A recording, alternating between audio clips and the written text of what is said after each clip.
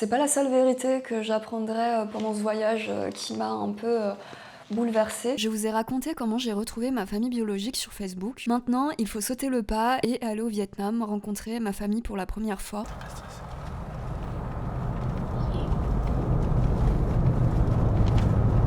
Rồi hay bị xe dịch vì lúc mình đến rồi đúng không? Xe cả nhà, xe la famille. Con. Trời. Chào.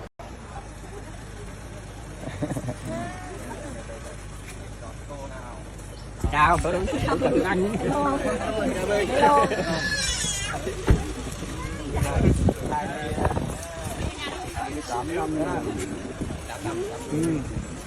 À đây mà đúng đâu đây này. Em dâu đâu không?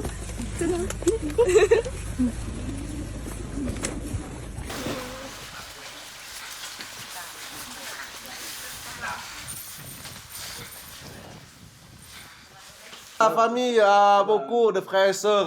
On va apprendre doucement. Em mới bảo em cất đồ. Các frères, lui le frère. Anh Yên ra đây. Frère c'est monsieur Nghiêm. Anh cả tên gì ạ? Đức. Monsieur Đức. Frère c'est monsieur Nghiêm. Frère c'est monsieur Kỳ. Đây anh thứ hai. Đây anh thứ hai đây. Monsieur Deuxième c'est lui. Monsieur Deuxième. Anh hai tên gì nhỉ? Nhiên đúng không? Nhiên. Đức Nhiên Nghiêm Kỳ. Ông cờ, ông ngó được rồi. Monsieur Đức, monsieur Nhiên, monsieur Nghiêm, monsieur Kỳ. Đây là em gái. Une sœur, chị tên gì? Chị chưa về được. Elle s'appelle Jeanne. Et tu as encore une autre sœur, mais elle est absente. Còn một chị lấy chồng xa chưa Donc về. pour la grande sœur, on appelle chị. Et pour les frères, on dit anh.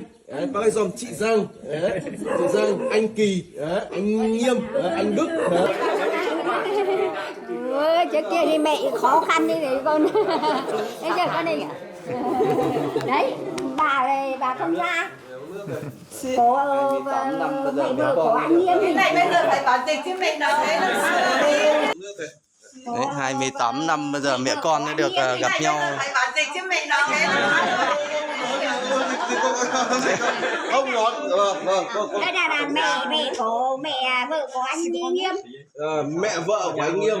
Còn cô là mẹ đẻ ạ. Đây mẹ đẻ. Đây c'est ta mère. Đấy. Et elle est la mère de la femme de monsieur Nghiêm, la mère de la femme, la belle-mère de monsieur Nghiêm, la belle-mère. La belle-mère et la mère. Mais tous les deux mères sont belles.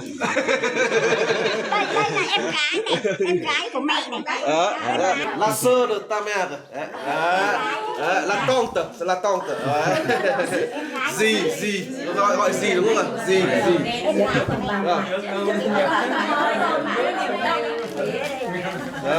Bà ngoại, bà ngoại hôm nay bà ngoại đấy. Elle rappelle, elle se souvient encore à l'époque, c'est elle qui berce, qui te berce. Đức đưa con đi thì có con sống bà ngoại đi cùng đi ảnh lên. Bà ngoại đi cùng. Cái bà ngoại còn không? Bà ngoại không còn nữa đâu. Là cố, bà cố này cháu gái này bà đi chết mình mà bà tự. Au milieu, c'est pour les ancêtres. Et à droite, c'est pour le père. C'est comme le salutation. Nói cho em gái con đang bố 8 năm bây giờ con gái mới được. Ça fait 28 ans. Anh revient. Việt Nam mình còn cái này. Đi thờ này, đi quảng thờ này rồi. Bây ông đỡ này, ông lên làm này. Cái chỉ là một chỗ nhà thờ đâu. Đấy, on fait la main. Comme ça, et on baisse la tête. Comme ça, et on baisse la tête. Dans la première vidéo, j'avais évoqué ma peur de rencontrer ma famille parce que c'est ma famille mais c'est aussi des étrangers que j'ai jamais vu de ma vie. Ça, ce sentiment finalement, je l'ai jamais ressenti. On est descendu de la voiture et ma mère m'a tout de suite pris dans les bras. Elle a pleuré, du coup j'ai pleuré aussi. Et j'ai tout de suite eu le sentiment d'être comme à la maison. Je pense qu'en tant qu'enfant adopté, on a souvent tendance à idéaliser notre famille biologique parce que pour la plupart plupart des cas, c'est une famille qu'on n'a jamais rencontrée et qu'on rencontrera peut-être jamais. Et au final, c'est comme partout, il y a des familles qui sont bienveillantes et d'autres non. Et pour ça, j'ai énormément de chance parce que ma famille biologique est remplie de gentillesse et de bienveillance. Ils avaient plein de petites attentions. Dès qu'on aimait bien quelque chose, ils allaient tout le temps nous l'acheter. Par exemple, le matin, eux, ils mangent soit un plat de nouilles, soit un banh mi. Ils mangent vraiment un repas salé, quoi. Il y a un vrai repas. Nous, le matin, on mange pas autant. Et on leur a dit que, voilà, je mangeais juste une banane. Pendant tout le séjour, ils sont allés nous chercher des bananes au marché. Quand on est arrivé, ils ont vu qu'on buvait dans des bouteilles d'eau minérale. Donc, ils sont allés nous chercher des bouteilles d'eau minérale. À un moment, ils ont vu qu'on aimait bien une boisson au bidao. Et ils nous en ont acheté tout le temps après. J'aime bien le miel, du coup mes frères sont allés chercher du miel. Ils cuisinaient toujours ce qu'on aimait aussi. Et voilà, il y a plein de petites choses comme ça, je pourrais pas tout dire. Et No a vu sur internet que dans les familles vietnamiennes, quand tu disais que t'aimais bien quelque chose, et bah on t'en achetait plein. Et c'est exactement ça. Ils ont vu que No buvait du café. Ils nous en ont acheté plein.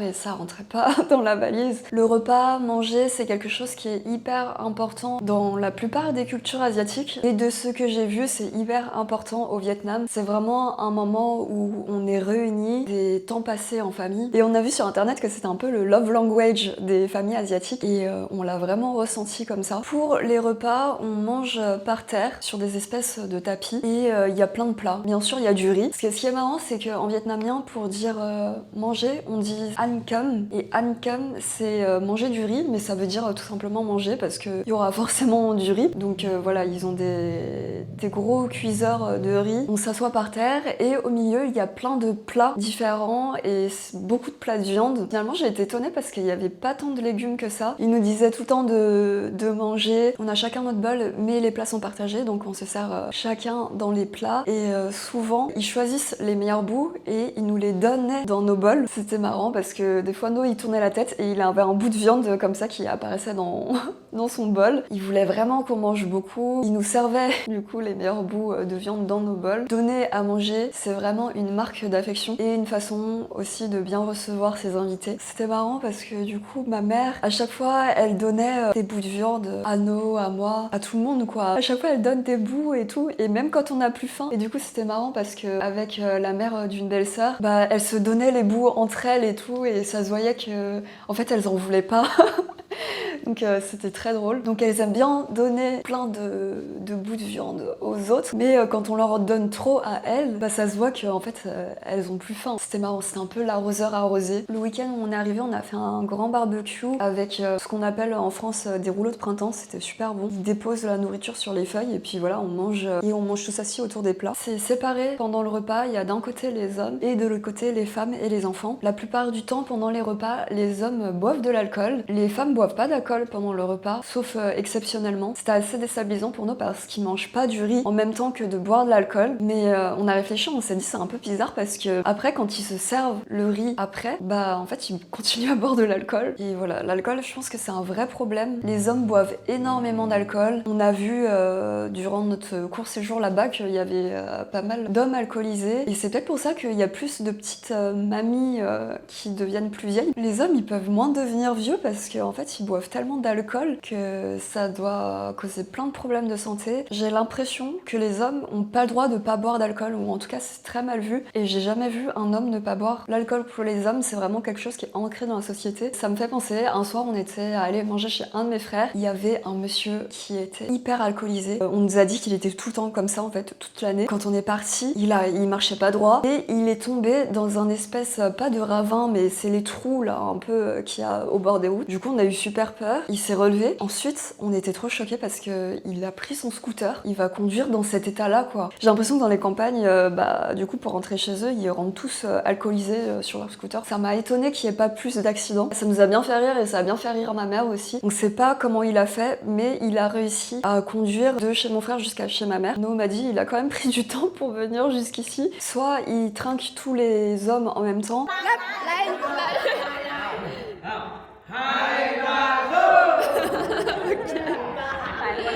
Ou Ou parfois, il y a un homme qui peut trinquer un autre homme en lui souhaitant Chuksukwe, la bonne santé. Et comme les hommes de la famille adoraient No, à chaque fois, en fait, il le trinquait. No a beaucoup bu, le pauvre. Je sais pas comment il a fait pour autant boire. No, il tient très bien l'alcool, alors que à la maison, en fait, on boit quasiment jamais. Ça m'a étonnée à quel point les mamies là-bas sont hyper en forme. Il y avait la mère de ma belle-sœur qui a, je crois, presque 80 ans. Elle s'assoit comme ça pour manger, elle se relève hyper facilement.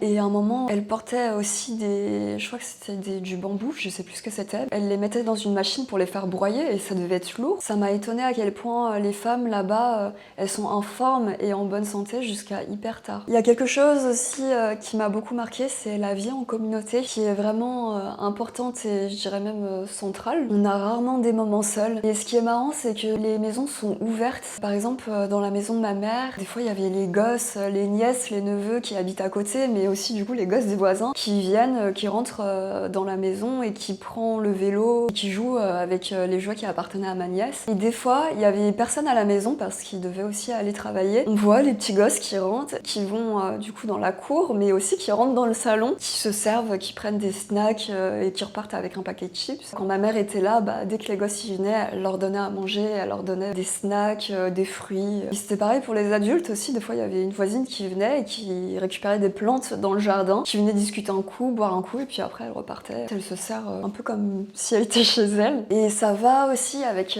cette vie en communauté, c'est que j'ai l'impression qu'il n'y a pas beaucoup de couples qui vivent tout seuls. Ils vivent toujours soit avec les parents du mari ou les parents de la mère. Les personnes âgées sont jamais seules, ils sont toujours entourés de quelqu'un de la famille. Pour nous, en tant que Français, c'est hyper déstabilisant. Si tu t'entends pas avec ta belle famille, ça doit être hyper compliqué. Surtout que c'est une société où ce sont les aînés qui choisissent et qui décident. Ta belle famille, tu les vois pas beaucoup avant de te marier et après tu vas vivre directement chez eux. Quand un couple se marie aussi, ils font des offrandes à l'hôtel de leur belle famille pour annoncer qu'ils viennent faire partie de la famille. C'est qu'il n'y a pas de différence entre ta famille et ta belle famille. Après, ça fait vraiment plus qu'une seule famille qui est réunie. Par exemple, No, qui est considéré du coup comme mon mari là-bas, il l'appelle sa belle-mère. Du coup, ma mère biologique, il l'appelle aussi maman. Et du coup, ma mère, c'est son beau-fils, mais elle l'appelle aussi enfant, comme elle m'appelle moi en fait. C'est vraiment ça, c'est appeler ta belle-maman, tu l'appelles maman. Je pense que c'est pareil pour les beaux-pères, tu l'appelles papa. Et j'ai vraiment ressenti ça dans ma famille en fait. C'est que mes belles-sœurs, les femmes de mes frères, c'est un peu de la famille, mais c'est un peu plus éloigné. Et au final, moi, je l'ai pas du tout ressenti comme ça. C'était vraiment comme des sœurs. Je sais pas où on va, mais on y va. Je sais pas. Đưa em gái đi thăm vườn táo.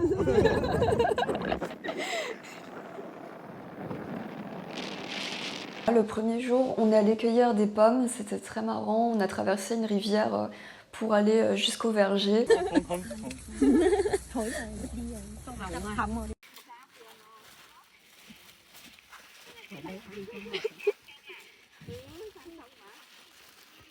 On est allé sur la tombe de mon père, brûler des encens et déposer des offrandes, de la nourriture, de l'eau. Donc voilà, c'était vraiment un grand tas de terre. Ils entretiennent la tombe de mon père en défrichant là où ils l'ont enterré. Ça a été un moment qui était un peu dur. Et il y a plein de moments comme ça que j'ai pas filmé. Déjà, j'étais beaucoup dans le moment présent, donc j'ai pas pensé à filmer. Des moments aussi qui sont un peu intimes comme ça, je me vois pas trop sortir ma caméra et filmer. Même si avec du recul, je me dis que c'est des moments que j'aurais bien voulu garder en vidéo. Sur le moment, je vis dans le moment présent.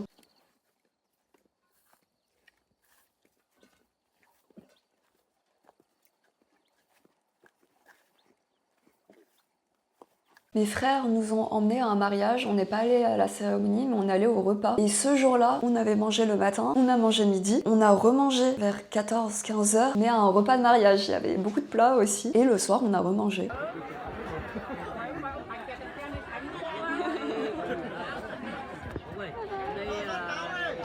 Il y a une de mes belles-sœurs qui a absolument voulu m'acheter des aozai pour que je les porte pour le mariage. Quand je dis qu'ils sont hyper gentils, hyper généreux, c'est ça. Elle voulait absolument les acheter, alors que j'aurais très bien pu me les acheter moi-même, mais elle a pas voulu.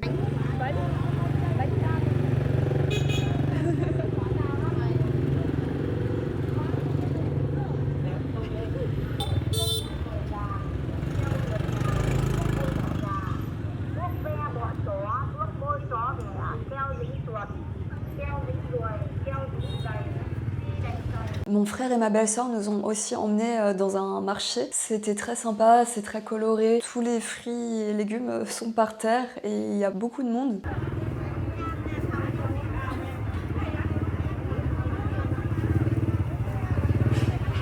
On est aussi allé avec mon frère et ma belle-sœur à Tai Yen Tu. C'est des pagodes qui sont connues à Bac Ninh et c'était vraiment magnifique de voir ces pagodes avec au fond les montagnes. C'était vraiment des paysages sublimes. Je pouvais pas filmer à l'intérieur parce que je pense que c'était interdit, personne qui filmait. Et comme c'est vraiment un lieu de culte, on voyait vraiment les gens faire des offrandes, prier. Mais c'était vraiment magnifique à l'intérieur. Il y avait plein de dorures, les charpentes, la toiture en bois, des sculptures en bois qui sont vraiment hyper fines comme des sculptures en marbre. Pour l'instant, c'est les plus belles pagodes qu'on a vues au Vietnam. C'était même plus beau que les pagodes qu'on a vues à Hanoï.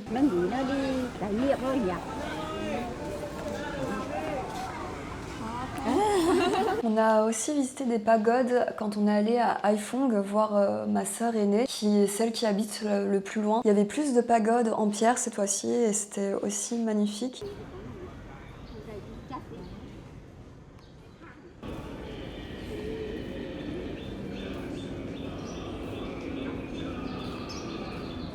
C'est marrant parce qu'il y avait beaucoup de monde, mais il y a très peu d'étrangers. Nous, c'était un peu le seul blanc. Et les gosses, ils l'ont adoré.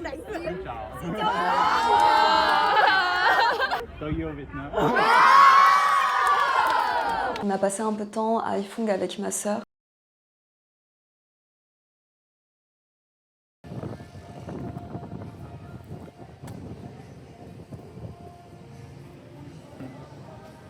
On était un peu choqués parce que du coup ma sœur elle retourne voir sa famille qu'une fois par an alors qu'elle habite à 3h30 de route, mais pour eux ça fait loin, ça fait cher aussi. On était aussi choqués parce que mes frères nous ont accompagnés quand on est allé là-bas, même s'ils sont rentrés après à la maison parce qu'ils doivent travailler et tout, mais c'était la première fois qu'ils venaient à Haiphong alors que ça fait 5 ans que ma sœur habite là-bas. C'était marrant, quand j'étais dans le taxi, on s'est arrêté parce que ma mère est allée chercher un truc à la pharmacie et il y a une petite mamie qui me fixe, mais vraiment elle me fixe quoi, et avec un regard pas sympa. Ensuite elle vient, elle s'approche, elle fait ouvrir la fenêtre de la voiture, elle me dit avec un grand sourire, elle me dit ah vous êtes très belle et tout, bon elle le dit en vietnamien hein. Et ça m'a fait beaucoup rire parce que je trouve que les Vietnamiens et surtout les petites mamies, elles fixent beaucoup. Au final on sait pas ce qu'ils pensent parce que des fois on a l'impression qu'ils nous regardent grave mal et qu'ils nous jugent, donc je pense que c'est vrai dans certains cas, mais des fois ils nous fixent mais ils nous jugent pas en fait, c'est juste parce qu'ils sont curieux ou des fois voilà ils nous trouvent beaux, donc voilà. D'ailleurs quand on était à Hanoï, les petites mamies étaient très choquées que je parlais pas vietnamien, que ce soit les hôtesses de l'air ou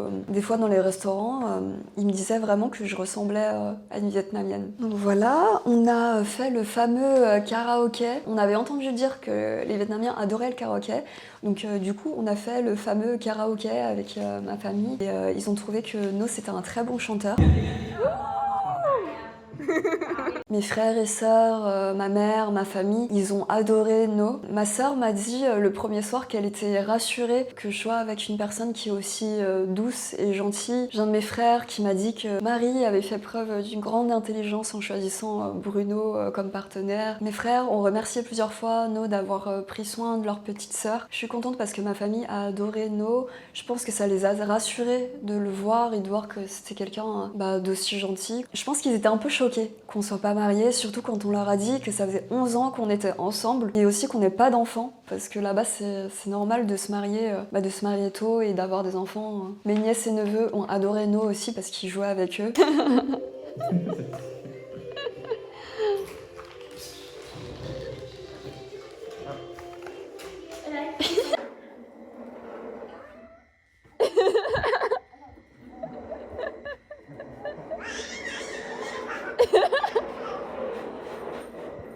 Quand on essayait de parler vietnamien, on les a fait beaucoup rire. Comme pour dire Xin Chào, il faut descendre vers le bas. Je sais même pas là si je le dis correctement, mais Xin Chào. Sauf que nous, en anglais et en français, on dit bonjour, hello, on va vers le haut. Donc on disait Xin Chào. On faisait l'intonation qui allait vers le haut au lieu de l'intonation qui va vers le bas. Sauf que les mêmes lettres avec une tonation différente veut dire un mot totalement différent. Ciao, qui va vers le haut, ça veut dire soupe. En gros, des fois le matin, au lieu de dire bonjour, on disait soupe. Et du coup, ça les faisait bien rire.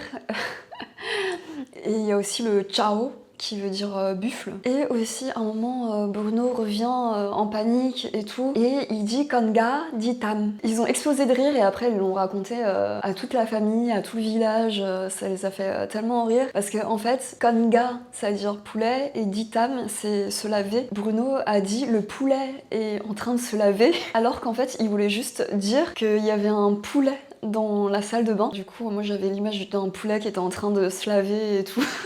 En fait, c'était juste qu'ils avaient mis un poulet à décongeler dans la salle de bain. Et voilà, nous voulait juste...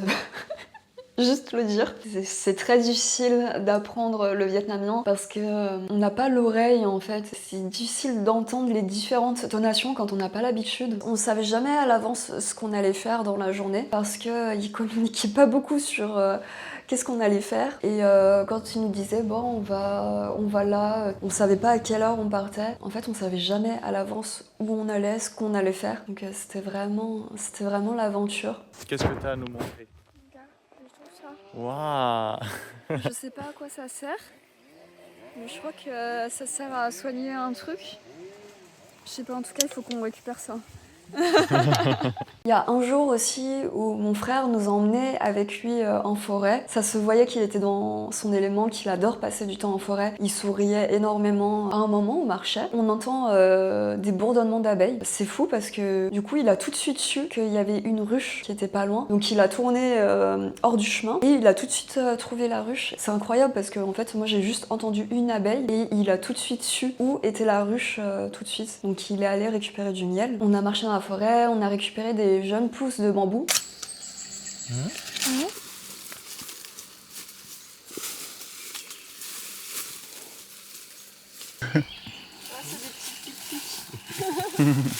Et ensuite, on a mangé barbecue et c'était grave bon. Mon frère a juste pris des bouts de bois, un pic d'une plante pour faire le pic pour la viande. Il a mis du riz avec de l'eau dans des bambous et il a fait cuire du coup les jeunes pousses de bambou, le riz dans le bambou et la viande voilà, sur un pic improvisé. On a mangé juste par terre sur une feuille.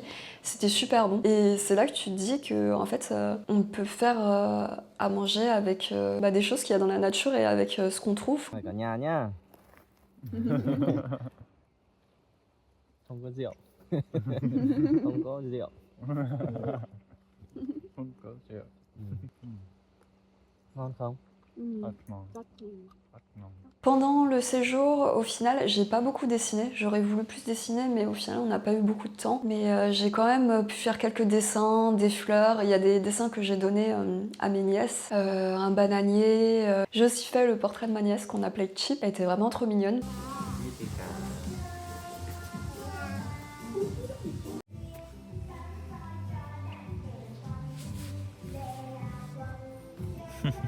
Et il y a une de mes nièces qui était un peu plus grande qui aimait bien dessiner, donc j'ai essayé de lui donner quelques cours de dessin, mais bon, c'était compliqué avec Google Traduction. Et on a aussi un peu dessiné ensemble. Elle a 14 ans et elle dessine déjà super bien pour son âge. Ça m'a fait du bien de retrouver mes traits de visage dans les membres de ma famille, de voir que j'ai des traits de visage en commun avec ma mère, mes frères, mes sœurs. C'est vraiment, je pense, quelque chose qui m'avait vraiment beaucoup manqué. J'ai vu un truc sur internet, c'est le genetic mirroring. Je pense que ça explique beaucoup de choses. C'est le fait de se reconnaître physiquement dans sa famille, dans ses parents. Et je comprends beaucoup de choses. Quand j'étais petite et même adolescente, pendant très longtemps, je supportais pas de me voir dans le miroir. Comme j'étais myope, je me regardais dans le miroir, mais que quand j'avais pas mes lunettes, donc du coup je me voyais pas bien. Aussi je me reconnaissais pas, parce que du coup je me voyais pas comme une personne asiatique, mais je me voyais pas non plus comme une personne blanche, et du coup c'était très bizarre. C'était un peu comme une dissociation de mon identité et de mon apparence. Et en faisant des recherches,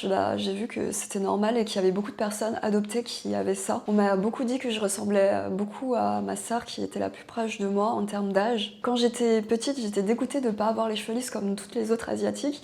Ma mère a les cheveux bouclés et un de mes frères aussi a les cheveux bouclés, mais ça se voit pas comme il a les cheveux courts. Et mes deux sœurs ont les cheveux bouclés aussi. Quand je les ai vues, je pensais pas qu'elles avaient les cheveux bouclés, mais c'est juste qu'elles se font des lissages permanents. Je sais pas si c'est des cheveux bouclés ou ondulés, je sais pas trop c'est quoi la différence. Pour moi, ça c'était une vérité, j'avais jamais pensé à poser cette question. Quel jour et quel mois maman est-elle née? Mẹ sinh ngày bà ngoại không biết sinh vào ngày nào, chỉ biết sinh vào năm. Avant, c'était pas enregistré. Ah, không biết. biết. Không biết, Không chỉ biết biết. sinh năm thôi. À.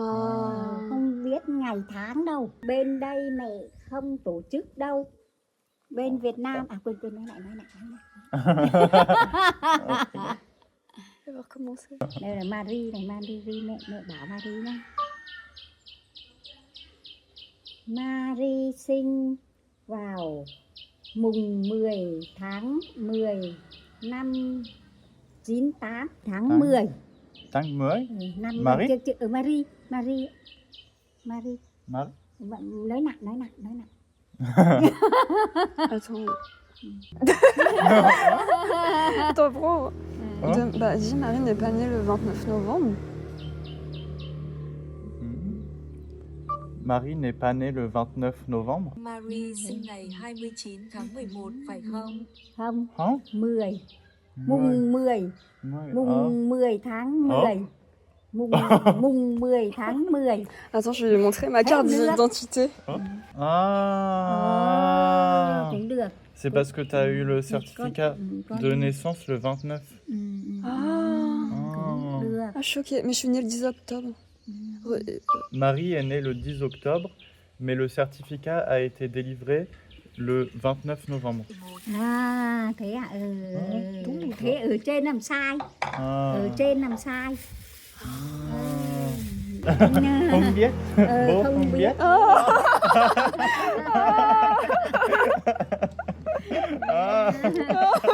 Il connaissait pas la date, mon père de naissance. Bon, on me guette. Chỉ mẹ biết ngày sinh tháng của Marie thôi.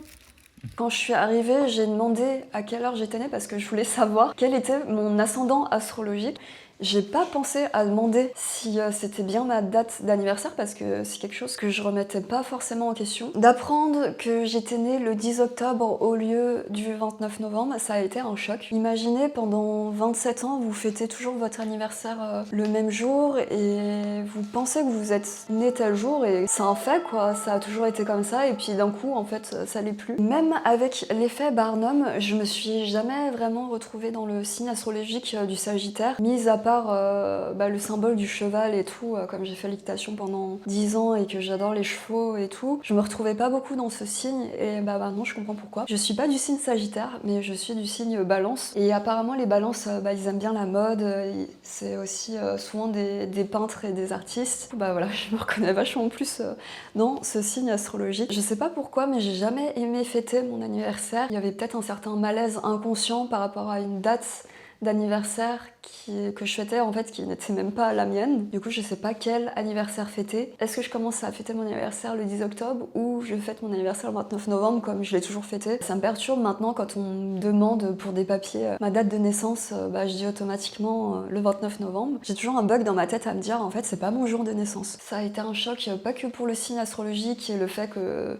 ça a été une vérité pour moi pendant 27 ans. Ça a été aussi un choc parce que je me dis que je suis 1 mois et demi plus vieille. J'ai mon ami qui a retrouvé ma famille biologique sur Facebook qui m'a dit que c'était fou parce que le chiffre 7 c'est un chiffre porte-bonheur et que c'était vraiment mon chiffre parce que je suis retournée au Vietnam à 27 ans, au même âge où ma mère adoptive est venue me chercher, que je suis la 7e enfant, mais aussi que du coup j'avais pas 6 mois quand je suis arrivée en France mais j'avais 7 mois. C'est un peu fou cette histoire. Donc du coup j'étais plus vieille que ce que mes parents pensaient quand ils m'ont adoptée. C'est pas la seule vérité que j'apprendrai pendant ce voyage qui m'a un peu bouleversée.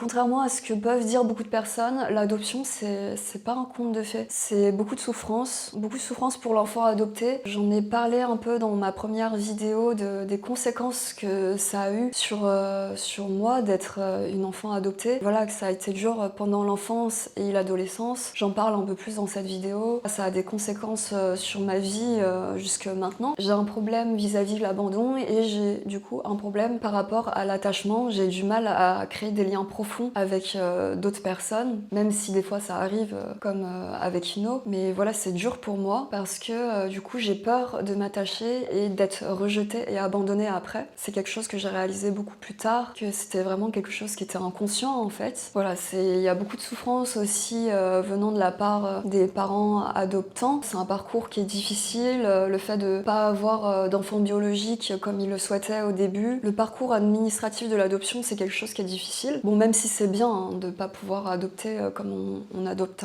un animal, quoi, heureusement. Et on peut même pas imaginer la souffrance qu'a vécu la mère biologique et la famille biologique. C'est sûr qu'il y a certains cas où la mère biologique se sépare de l'enfant parce qu'elle en veut pas. C'est toujours dur. Et là, dans le cas où ma famille, comme ça, m'a fait adopter à contre-cœur, j'imagine même pas la souffrance que ça a dû être pour ma mère biologique. Et pour toute la famille aussi, parce que mes frères étaient grands. Mon frère aîné avait 20 ans. C'était comme ça quand Marie était à la maison. Quand on mange, on ne voit même pas la nourriture. Oui, tu vois, c'est ça. Lúc chúng tôi học dùng cái đèn này cúi sát còn cháy cả tóc. Thế thật này. Lorsque nous étudions, l'utilisation de cette Oh là là. Oh là là. Il fallait avoir les cheveux très courts. Bạn phải để tóc rất ngắn. Đúng rồi. Đúng rồi. To. Oh. To như này. Tóc. Ah oui, c'est drôle. Ça a été un nouveau choc. Je connaissais la situation de mes parents, je savais qu'ils étaient pauvres. Avec ce voyage, j'ai pu vraiment voir qu'ils ont eu une vie difficile, mais beaucoup plus difficile que ce que j'avais imaginé. Mon frère nous a raconté que quand ils étaient petits, ils avaient tous faim, qu'ils mangeaient du manioc. À l'époque, ils n'avaient pas d'électricité, donc ils avaient les petites ampes à huile et qu'ils devaient faire leurs devoirs avec cette ampe à huile, donc pratiquement dans le noir. Quand ils se rapprochaient trop de la lampe, ça leur brûlait les cheveux, qu'ils n'avaient pas de télé, que quand il y avait quelqu'un qui avait une télé dans le village, tout le monde allait chez cette personne, même quand le propriétaire de la maison était pas là, parce que c'était la seule personne du village qui avait une télé. Voilà, ils ont eu une vie difficile, ils ont eu faim. Mes frères aînés ont dû commencer à travailler tôt, parce que mon père est mort jeune, il est parti vers 40 ans, donc mon frère aîné avait dans les 20 ans. Mes frères ont dû commencer à travailler dans les champs et tout pour pouvoir nourrir la famille. Đấy, ở nhà đến hôm trước đấy. Đúng rồi. Đúng rồi. Ah, tu vois, on avait mal compris, elle était pas à Hanoï quand il y a eu le bombardement. Mẹ. Bố mẹ quoi mẹ? Bố của mẹ. Bố quoi mẹ? Bố mẹ đi Et mẹ? vào Nam đánh Mỹ. Ils sont allés à la guerre, du coup elle a dû commencer à travailler à 15 ans. Đi đánh Mỹ. Thì mẹ phải 10 năm phải đi hộ, mi bà để đi hộ bà nào. Mà trên có ruộng, trên ngoại có ruộng. Cấy. Xuống đây không đấy.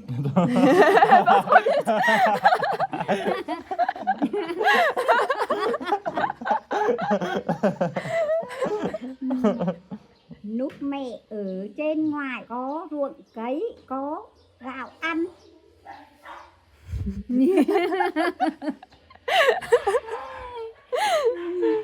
Chị Giang còn bé,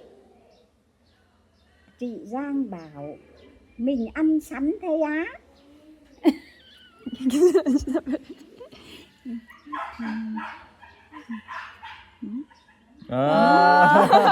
Còn bé.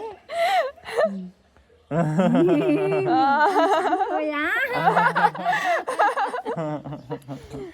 C'est parce que grande sœur n'aimait pas manger du manioc. Chị gái đói phải ăn. Ah, elle avait faim. Đói phải ăn. Đói phải ăn. Maman a eu faim comme grand frère et sœur. Có.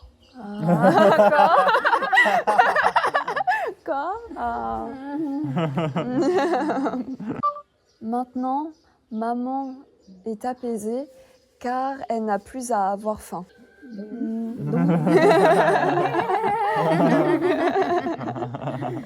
Maintenant, il y a beaucoup à manger. Maman peut être fière d'avoir élevé ses enfants et que la famille est si bien réussie. Tất cả là nhờ lòng dũng cảm của mẹ. Đúng. Dũng cảm. Dũng cảm của mẹ. Dũng cảm. Dũng cảm của mẹ đúng. Dũng cảm. Marie n'a pas eu faim en France. Marie không hề đói bụng khi ở Pháp. Đúng rồi. Thế mẹ rất vui. Mẹ rất vui. Tu es la seule qui était Qui était assez jeune pour pouvoir être adoptée. Ah ouais. L'adoption de Marie était une décision difficile, mais c'était la meilleure décision à prendre pour Marie et pour toute la famille au Vietnam. Cho Marie đi sang bên mẹ nuôi bên Pháp. Mẹ rất nhớ con. Parce qu'ils auraient eu encore plus faim avec un enfant encore à nourrir. Non.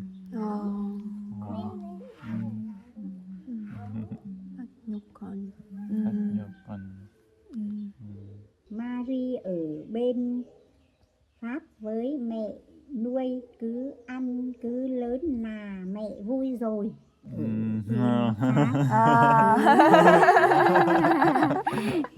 Maintenant, maman peut avoir l'esprit tranquille car ses 7 enfants ont une vie heureuse. C'est ça. Giờ đây người mẹ có thể yên tâm vì 7 đứa con của bà đều có một cuộc sống hạnh phúc. Đúng.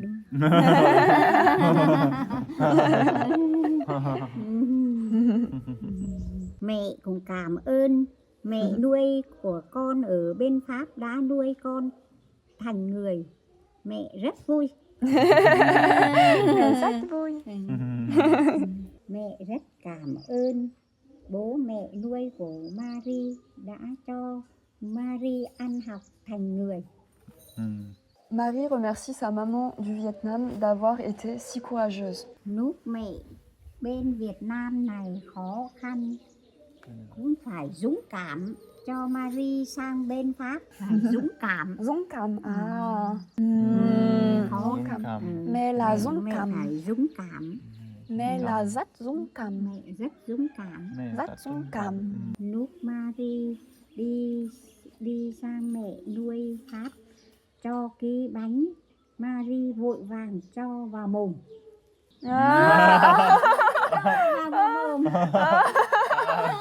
J'ai mangé un gâteau avant de partir. Đói.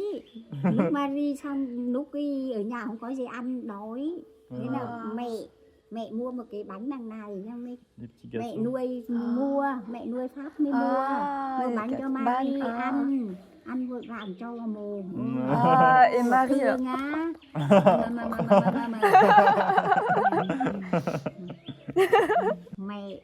Mẹ Việt Nam thấy con ăn ngon, mẹ thương quá. Thương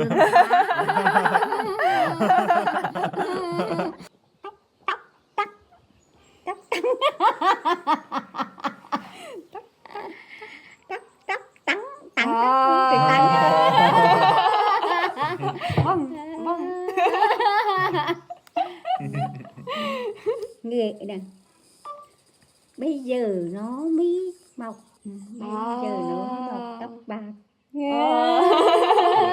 Ce n'est que maintenant qu'elle a des cheveux gris. Tu vois, tu auras des cheveux blancs tard. Sautan. C'est pour ça qu'elle a dit qu'elle avait des cheveux blancs. Mới 68. Mới mọc 68. Il faudrait que tu demandes aussi à quel âge, quelle date ton père était né. Et Metz, c'était Nambai. Nambai. Nambai. Et Namsao. Bố năm sáu, mẹ năm bảy. Ils ont qu'un an d'écart aussi. Est-ce que Bruno et Marie sont heureux? Non, parce qu'elle a dit nous deux, je sais pas. Bruno và Marie có hạnh phúc không? Có. Có. Rất vui. Rất vui rất vui hạnh hạnh phúc. phúc không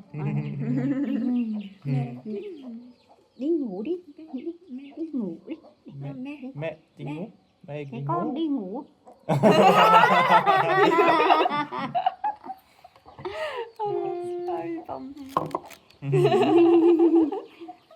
con đi ngủ Con uống trà. mẹ uống nước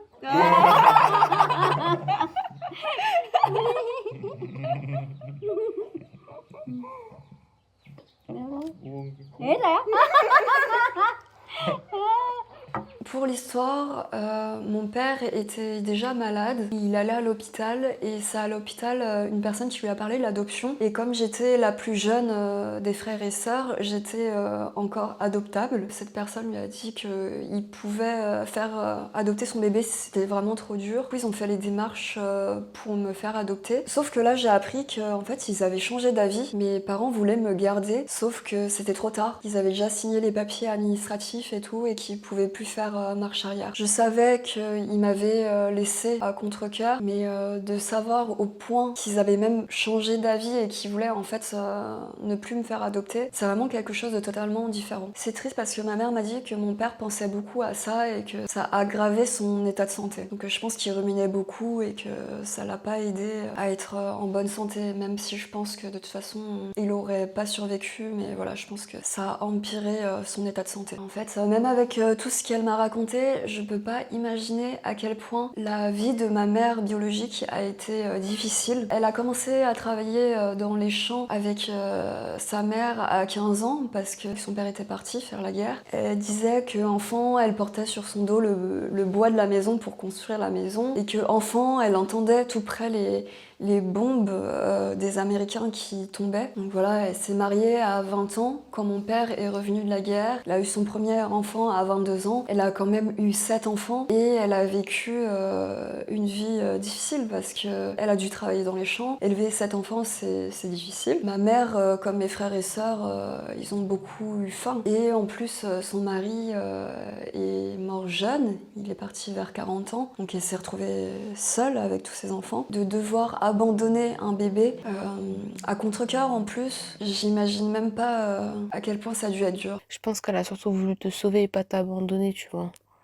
Ce qui est quand même une nuance. La vie de mon père aussi a été difficile. Il est né en 56, la guerre du Vietnam avait déjà commencé, donc il a grandi avec la guerre, mais en plus il a fait la guerre. Je sais pas à quel âge exactement il est parti faire la guerre. Il avait peut-être 13, 14, 15 ans. En tout cas, il a fait la guerre du Vietnam. La guerre s'est terminée en 75, il avait 19 ans, et il est retourné après faire la guerre au Cambodge contre Pol Pot. À 21 ans, quand il a marié ma mère, ça veut dire qu'il avait déjà fait 2 guerres. Après, il a eu une vie pas facile non plus parce qu'il a dû beaucoup travailler dans les champs et avoir beaucoup faim comme ma mère et mes frères et sœurs. Toute cette vie tellement difficile a participé à son problème de santé qu'il a eu au cœur et du coup au fait de mourir jeune. Je leur ai dit et je pense vraiment que c'était la meilleure décision à prendre de faire adopter le dernier bébé. J'ai eu une belle enfance, j'ai jamais connu la faim. Même s'ils ont eu faim, ils ont toujours eu moins faim que s'il y avait eu un enfant en plus à nourrir. Je suis vraiment contente parce qu'ils s'en sont vraiment bien sortis. Ils ont tous leur maison, leur famille, ils ont beaucoup de nourriture à chaque repas. Mon frère nous a dit qu'il avait construit lui-même la maison. Et c'est là que je me rends compte que j'ai beaucoup de chance dans la vie, même s'il m'est arrivé des choses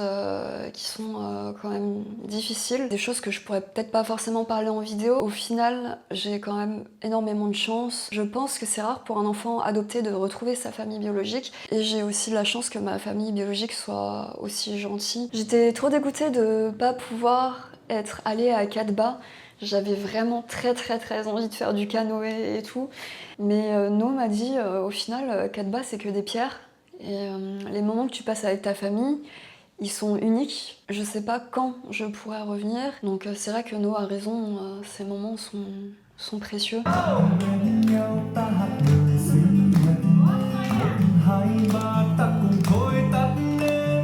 Happy birthday to you.